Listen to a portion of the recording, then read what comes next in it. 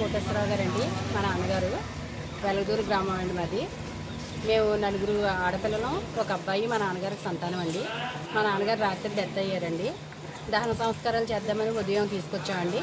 తీసుకొస్తే అక్రమ సంతానమైన ముండకుట్టిన ఉమామహేశ్వరరావు అనే అబ్బాయి వైఎస్ఆర్సీపీ పార్టీ నాయకుడు ఇంటికి తాళాలు వేసి దహన సంస్కారాలు చేయకుండా మమ్మల్ని అడ్డుకున్నాడండి. ఉదయం నుంచి బాడీని ఇలాగే ఉంచి ఇలాగే కూర్చున్నామండి మేము.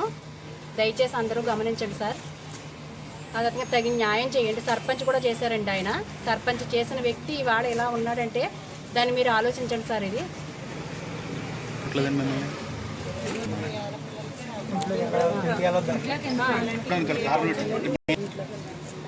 ఇంట్లోకి ఆస్తి అతను మా నాన్నగారికి మత్తు మంది పెట్టి ఆస్తి రాయించేసుకుని ఇంట్లోకి రానివ్వకుండా మా నాన్నగారిని మా అమ్మగారిని 15 సంవత్సరాల నుంచి వదిలేశాడండి రోడ్డు మీద.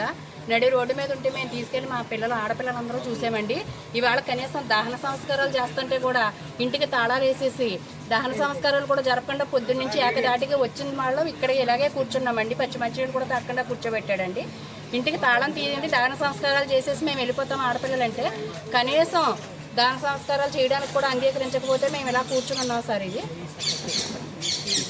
మా పేరెంట్స్ మాతో వాళ్ళ తమ్ముడు వాళ్ళందరూ కూడా ఉంటున్నారండి. మొత్తం కొత్తపేటలో ఉంటున్నారండి. కొత్తపేట అండి, పల్లెవేల మాది. మా అమ్మాయికి కట్నంగా ఒక ఇల్లు ఇచ్చాము.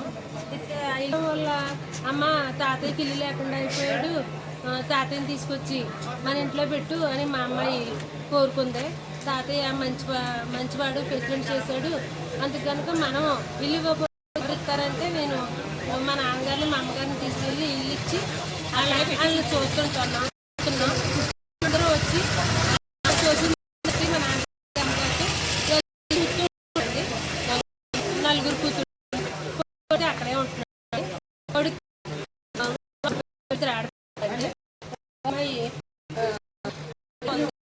అమ్మాయి రావటానికి